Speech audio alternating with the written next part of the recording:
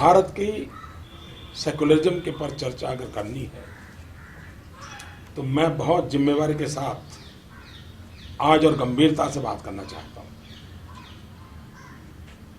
भारत का सेकुलरिज्म इसलिए नहीं है कि संविधान के अंदर वो शब्द जोड़ दिया गया है। भारत हजारों साल से सर्वपंथ समभाव इस तत्वज्ञान से जुड़ा हुआ है। भारत ही दुनिया में एक देश है जिसकी फिलॉसफी कहती है एकम सत्य विप्राहा बहुधा वदंती। सत्य एक है, जानकार लोग उसको अलग अलग रूप में प्रस्तुत करते हैं। भारत ही एक देश है जो कहता है सर्वे अपि सुखिनः सन्तु सर्वे सन्तु निरामया सर्वे भद्राणि पश्यन्तु मां कश्चित् दुर्भाग् भवेत्। भारत कभी ये नहीं कहता हिंदू सुखेन सुखी है, ऐसा नहीं कहता है। भारत सबके लिए सोचने वाला देश है और भारत का हजारों साल का इतिहास देखिए। हिंदुस्तान ने कभी तलवार लेकर के कभी दुनिया के विचार पर, संप्रदाय पर, समाज पे हमला नहीं बोला है। विस्तारवाद ये भारत के ब्लड में नहीं है। उस भारत को बिन सांप्रदायिक सिखाने की कोशिश है न हमें करनी चाहिए न किसी और ने करनी चाहिए। जो लोग भारत की बिन सांप्रदायिकता के नाम पर कल बयानबाजी की है, मैं उन फारूक साहब से पूछना चाहता हूं, भारत की बिन सांप्रदायिकता के ताकत इतनी जोरदार है और ये हमारी रगों में है, सिर्फ संविधान में नहीं, हमारी रगों में है। हम सर्वसमावेशक हैं। ये देश ऐसा है जो प्रकृति की भी पूजा करता है, पेड़ की भी पूजा करता है, पानी की भी पूजा करता है। यहाँ कोई पराया हो ही नहीं सकता। पूरे ब्रह्मांड को अपना मानता है, पूरे विश्व को परिवार मानता है।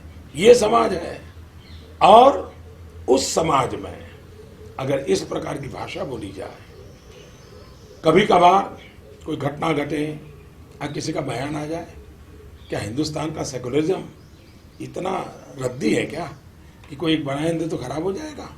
और इसलिए फारूक अब्दुल्ला से मैं कहना चाहता हूँ, हजारों साल के हिंदुस्तान के इतिहास में भारत की हजारों साल की महान सेकुलरिज्म की परंपरा को सबसे बड़ी चोट, गहरी चोट अगर कहीं पड़ी है तो कश्मीर में पड़ी है। और वो भी श्रीमान फारूक अब्दुल्ला जी आपके पिताजी की राजनीति के चलते हुआ है। श्रीमान फारूक अब्दुल्ला जी आपकी राजनीति के चलते हुआ है। श्रीमान फारूक अब्दुल्ला जी आपके बेटे की राजनीति के चलते हुआ है। इस देश में कश्मीर एक ही है जहां से पंडितों को धर्म के आधार पर निकाल दिया गया। जो सूफी परंपरा की भूमि थी उसको आपने निजी राजनीतिक स्वार्थ के लिए संप्रदाय के रंग से रंग दिया है। और इसलिए आप कोई बयान करने वालों को, मोदी को वोट देने वालों को दरिया में डुबोने की बात करते हो, पहले आपके पिताजी, आपका बेटा कश्मीर की राजनीति को सारी दुनिया में कौमी रंग देने का पाप कश्मीर की धरती पर आपने किया है। कश्मीर ये सूफी परंपरा की धरती है। कश्मीर ये सर्वसमावेश की धरती थी, उसको ये दाग लगाने का काम आपने किया है। आपको शोभा नहीं देता है इस प्रकार की बयानबाजी। और अगर डूबना है तो किसने डूबना चाहिए? जरा दर्पण में अपना चेहरा देख लो। आपके पिताजी का चेहरा दर्पण के सामने खड़ा कर करके ये सवाल पूछो कि कश्मीर के पंडितों को वहां से खदेड़ देने वाले लोग किस मुंह से देश को बिन सांप्रदायिकता के उपदेश दे रहे हैं? उनके मुंह में शोभा नहीं देता है। हम चुप हैं, इसका मतलब ये नहीं है कि जो चाहे वो भारत की हजारों साल की महान सांस्कृतिक विरासत को आए दिन चोट पहुंचाते रहे। ये शोभा नहीं देता है हमको।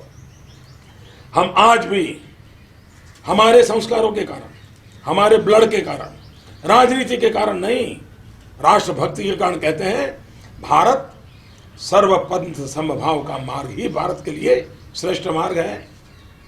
वोट बैंक की राजनीति नहीं, विकास की राजनीति ही भारत के लिए श्रेष्ठ है। ये हमारा कमिटमेंट है, सबका साथ सबका विकास। और हम उसी मंत्र पर चलेंगे। फारूक अब्दुल्ला साहब जैसे कितने ही लोग अनाप शनाप बातें करें, इससे गाड़ी डिरेल होने वाली नहीं है। देश उच्च मूल्यों पर चला है, जय जगत का मंत्र लेकर के चला है, वसुधैव कुटुंबकम का लक्ष्य चलाए, कुर्वन्तो विश्व मार्यम का मंत्र लेके चलाए, उससे कभी डिगने वाला नहीं है।